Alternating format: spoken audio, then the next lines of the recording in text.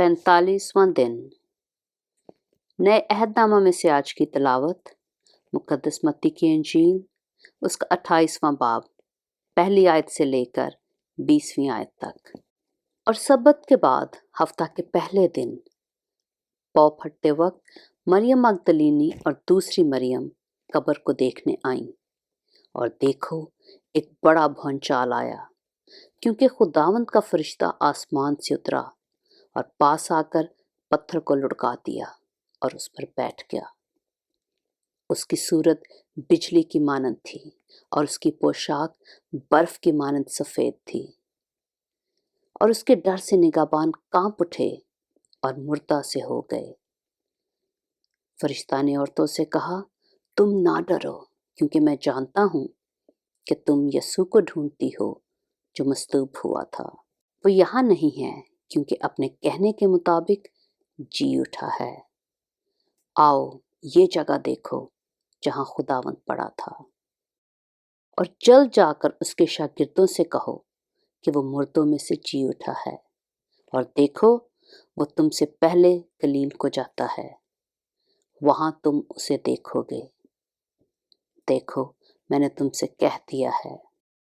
और वो खौफ और बड़ी खुशी के साथ कब्र से जल्द रवाना होकर उसके शागिर्दों को खबर देने दौड़ी। और देखो यस्सु उनसे मिला और उसने कहा, सलाम। उन्होंने पास आकर उसके कदम पकड़े और उसे सिजदा किया। इस पर यस्सु ने उनसे कहा, डरो नहीं, जाओ मेरे भाइयों से कहो कि गलील को चले जाएं, वहाँ मुझे देखेंगे।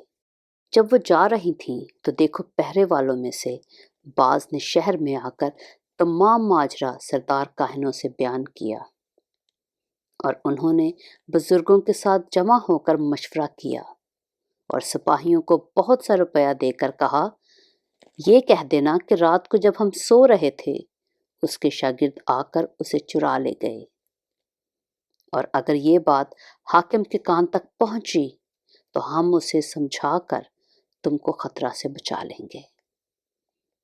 बस उन्होंने रुपया लेकर जैसा सिखाया गया था वैसा ही किया, और ये बात आज तक यहूदियों में मशहूर है।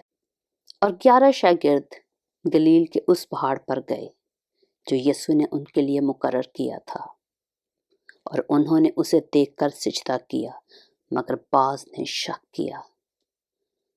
यीशु ने पास आकर उनसे बातें की और कहा कि आसमान और ज़मीन का कुल इख्तियार मुझे दिया गया है। बस तुम जाकर सब कौमों को शागिर्द बनाओ और उनको बाप और बेटे और रूह कुदस के नाम से बपतिस्मा दो, और उनको ये तालीम दो कि उन सब बातों पर अमल करें जिनका मैंने तुमको हुक्म दिया। और देखो मैं दुनिया के आखिर तक हमेशा तुम्हारे साथ हूँ। पाक कलाम के पढ़े और सुने जाने पर खुदावंद की बरकत हो।